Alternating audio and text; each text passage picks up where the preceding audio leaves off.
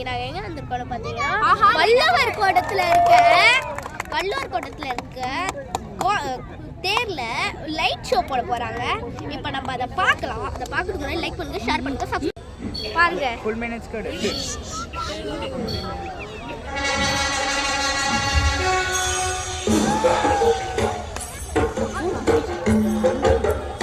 பாருங்க गाइस, செமையா இருக்கா?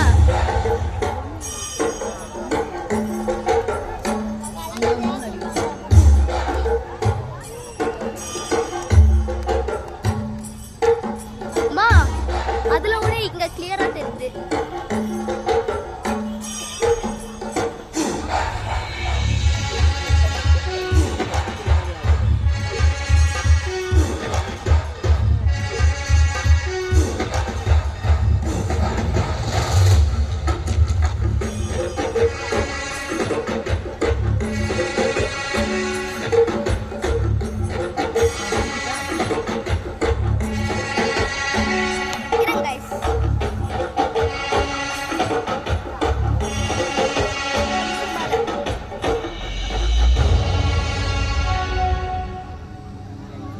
மனிதன் நாகரீகம் எனும் குடிலில் ஏறி வசிக்கத் தொடங்கும் முன் ஒலிகள் அரைக்கூவல்களாய் வடிவம் பெற துவங்கிய காலம் தொட்டு கல் தோன்றி மண் தோன்றா காலத்தில் முன் தோன்றிய மூத்த மொழி நம் அன்னை தமிழ் மொழி.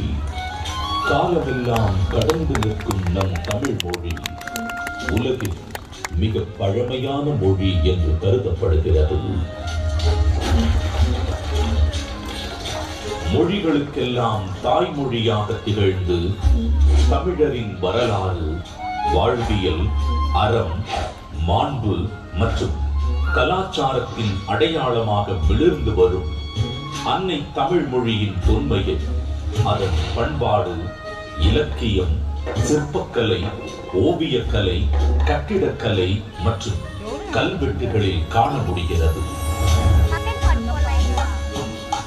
3 பிரிவுகள், 133 அதிகாரங்கள், மொத்தம் 1330 குறள்களில் இப்பாரினை அளந்து இவ்வுலகிற்கு இன்றியமையாத பொதுமறையை இயற்றி தந்த தமிழ் தாயின் தலைமகன், வையத்துள் வாழ்வாங்கு வாழ்ந்த தெய்வ புலவர் திருமகனார் திருவள்ளுவர்.